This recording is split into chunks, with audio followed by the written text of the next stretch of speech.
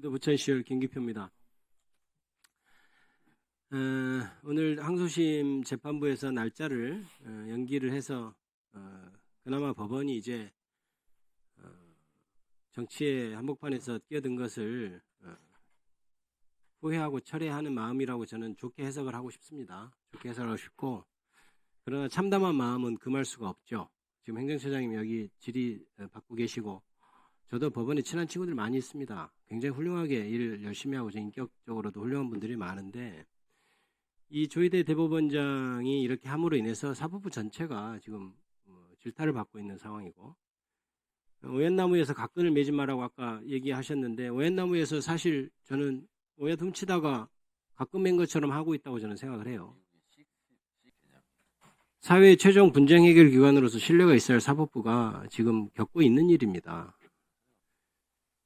그리고 행정처장님께서는 판결로 인해서 사태를 운운하는 것은 사법부 독립을 저해하는 일이다 이렇게 말씀하셨는데, 심판을 해야 될 사람이 선수로 뛰니까 야 부정선수 나가 하니까 나 심판인데 이렇게 하는 거하고 똑같은 말인 것 같아요. 저는 사법부가 하신 일을 생각해야죠. 조희대 대법원장이 일으킨 일, 그리고 거기에 정말 전 이해할 수가 없는 게 대법관식이나 되는 분들이 9명이나 되는 사람이 그렇게 동조해서 일어난 일, 그리고 그 판결문 보십시오. 뭐 말씀 못 하시겠지만 판결문 수준을 보세요. 그리고 그를 반대하는 반대 의견이 이제 아주 절절한 마음으로 사법부가 정치 한복판에 뛰어들면 안 됩니다라고 피를 토하는 심정으로 쓴 판결문을 처장님이 보셨을 겁니다. 거기에 대해서 굳이 답변을 제가 받지는 않겠습니다.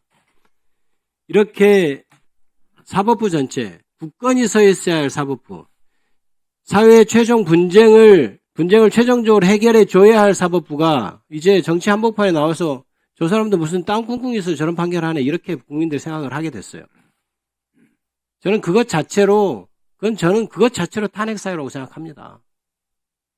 사법부의 신뢰를 이렇게 저하시킨 것 자체로 사퇴해야 된다고 저는 생각해요. 본인이 아무리 억울하다고 할지라도 이 결과를 맺어진 거에 대해서는 책임을 져야 되는 건 아닌가요? 그래서 청문회는 계속 진행되어야 된다고 생각합니다. 어떻게 된 상황인지, 왜 도대체 묵묵히 일선에서 열심히 일하는 판사들을 저렇게 모욕감 느끼게 만든 일이 벌어졌는지를 저는 명확히 확인하고 규정해야 된다고 생각을 합니다. 심지어는 그런 조롱까지도 있었잖아요. 상고이유서 제출기한 20일 그것도 안 지킬 거다. 세상에 대법원이 20일 안 지킬 거라고 생각하는 건 저도 법조인이지만 그런 상상을 할 수가 없잖아요. 그런데 그게 그렇게 될 거라고 현실로 다들 믿었어요. 그게 될지 안 될지를 떠나서 이미 대법원은 그런 기관이 되어버렸습니다.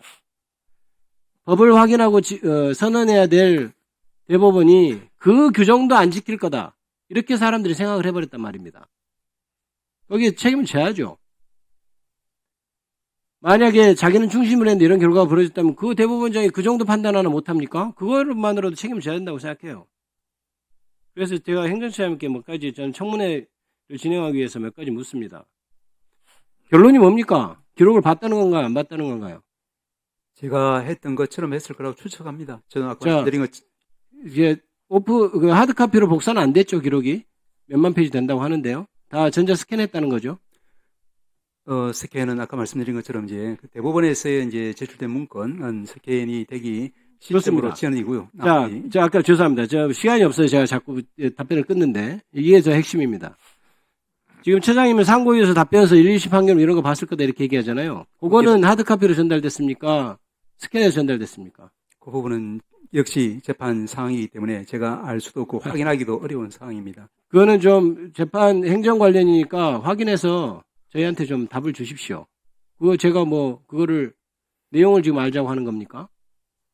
하드카피로 갔는지 스캔해서 갔는지 정도는 확인해 줘야죠. 확인해 주십시오. 그 정도는 우리 행정처의 말을 100보 양보해서 인정하더라도 그 정도는 읽어야죠. 그리고 저는 이거 한 가지 좀 묻고 싶습니다. 저는 내용도 이 시기에 재판을 한 것도 정치적 중임을 어겼다고 생각하지만 내용도 너무 형편없다고 생각하는 것이, 대법관님들 대법관들 파기환송에 찬성한 법관들 말이에요. 예. 대법관들. 예. 그 녹음 파일 들어봤습니까? 이재명 피고인이 했던 말, 그 말을 들어봤습니까? 녹음 파일 실제 들어본 대법관이 있는지 한번 확인해 보세요.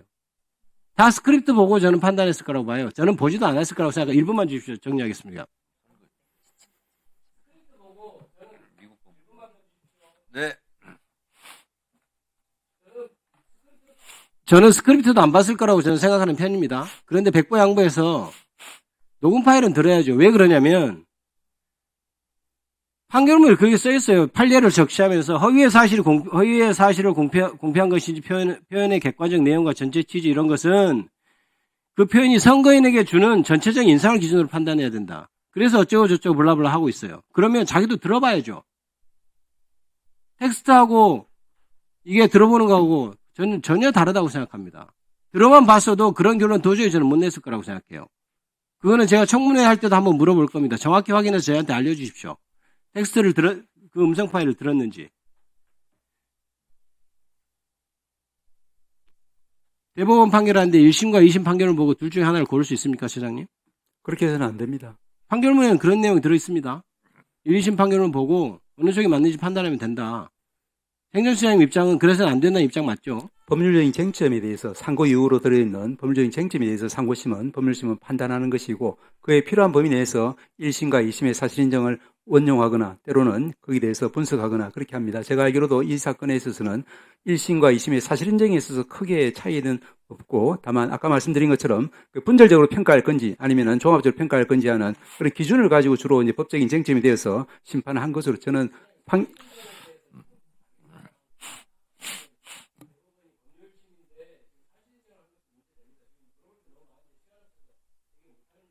네. 추가 질의 하시려면 하시고요. 박광계 원사님.